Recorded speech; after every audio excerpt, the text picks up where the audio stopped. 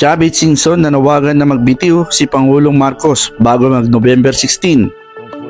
May hinahong sinabi ni dating Ilocos Sur Governor Luis Chavit Singson, "Mr. President, nobody's perfect. You have done wrong. Before November 16, my humble suggestion is for you to resign." My humble suggestion is for you to resign. Nobody is perfect. Nagkamali kayo, magsakripisyo kayo. Nagpainting ng kontrobersya ngayong Biyernes matapos manawagan si dating Ilocos Sur Governor Luis Chavit Singson na magbitiw sa pwesto si Pangulong Ferdinand Bongbong Marcos Jr. bago sumapit ang Nobyembre 16 dahil anya ay dumadaing na ang mga sambayan ng Pilipino. Sa kanyang pagdalo sa The Agenda Media Forum, sinabi ni Singson na hindi niya alam kung ano ang dapat isipin matapos mag-press conference ng Pangulo kamakailan at iginiit niyang tila pinapakalma lamang ng Pangulo ang publiko sa gitna ng kontrobersya sa umano'y anomalya sa flood control project. Well, kung ikukulong nila yung mga maliliit, maski kulong nila lahat, wala yun. Yung malalaki, kulong nila, maniniwala ako. Sila ang problema, paano nila imbestigan sarili nila. Nagpapagod lang po tayo kung gobyerno ang magsusolve yan. Kagaya sabi kagabi ni Presidente, solve na lahat. Makukulong yan, wala nang kaligayahan. Paano? I don't believe that this problem will be solved by the government. That the problem is the government.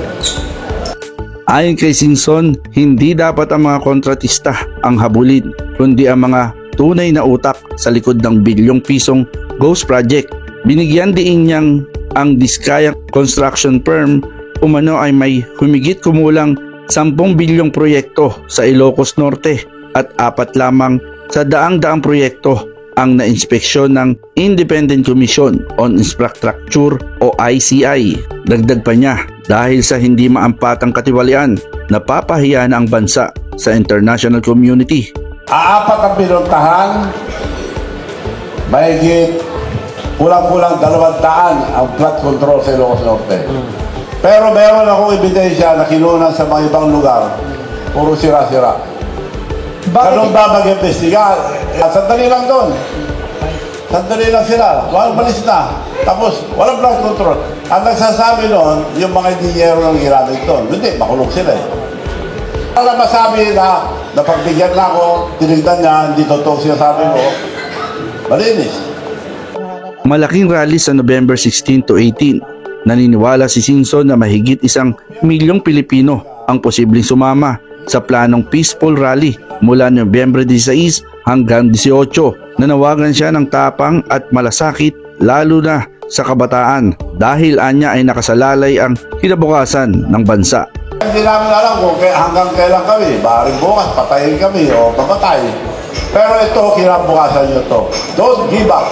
Be brave. Kinabukasan nyo na itong ninanakaw nila. Palabasin nyo kung sino ang mastermind, sinong nakinabang, yun ang ikulong. Hindi yung mga ginagamit nila ngayon. Bukasan nyo to, huwag kayong pumayag, huwag kayong matakot. Kami, pinaglalaban namin to para sa inyo, hindi po para sa amin. Para sa Road News Arangkada, ako si Buboy Patriarca, nag-uulat.